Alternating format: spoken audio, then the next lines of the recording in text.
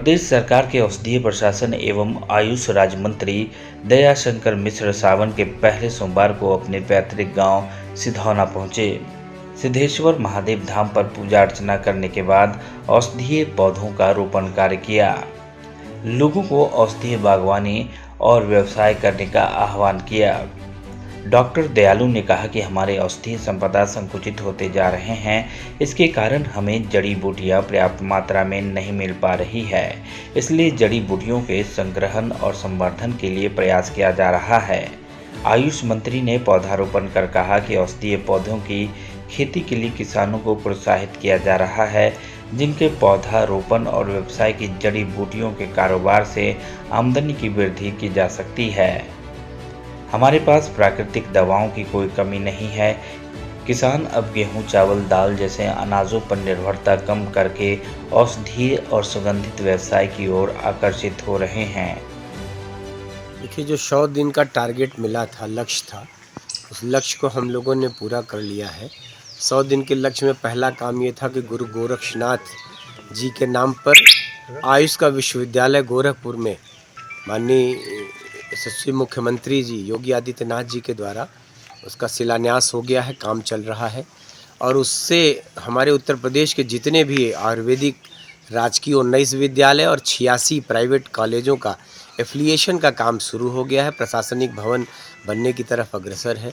दूसरा लक्ष्य ये था कि करीब 500 हेल्थ वेलनेस सेंटर जो हमारे तैयार हैं, उस हेल्थ वेलनेस सेंटर का समाज के ऊपर क्या असर पड़ रहा है, उसके इम्पैक्ट स्टडी के लिए हम लोगों ने BHU से टाई अप किया है। BHU आयुर्वेद विभाग के लोग इस बात का अध्ययन कर रहे हैं कि इस हेल्थ वेलनेस सेंटर का समाज के लोगों पर जो जागरूकता फैलाई जा रही है उसके द्वारा और जो इलाज हो रहा है उसका क्या लाभ हो रहा है। तीसरा जो सबसे महत्वपूर्ण निर्णय हुआ कि हम लोगों ने भारत सरकार को इस बात के लिए एक प्रस्ताव बना के भेजा है कि हम उत्तर प्रदेश के अपनी जड़ी बूटियों और औषधियों की ज़रूरत को पूरा करने के लिए उत्तर प्रदेश में किसानों के द्वारा कॉन्ट्रैक्ट खेती के द्वारा 134 प्रकार की औषधियों की खेती कराना शुरू करना चाहते हैं। कॉन्ट्रैक्ट फार्मिंग आप कहेंगे उसको।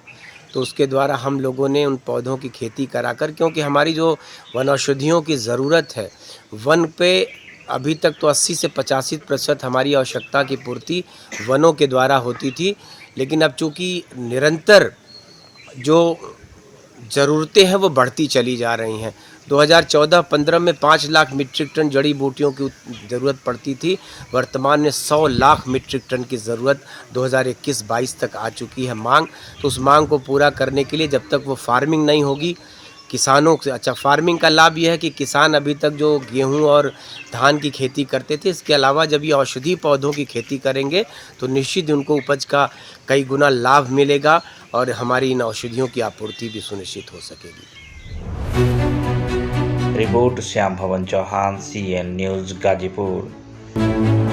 CEN न्यूज देश प्रदेश की ताजा तरीन खबरों के लिए CEN न्यूज को सब्सक्राइब करें और रहें पल पल की खबर से हर पल बाखबर।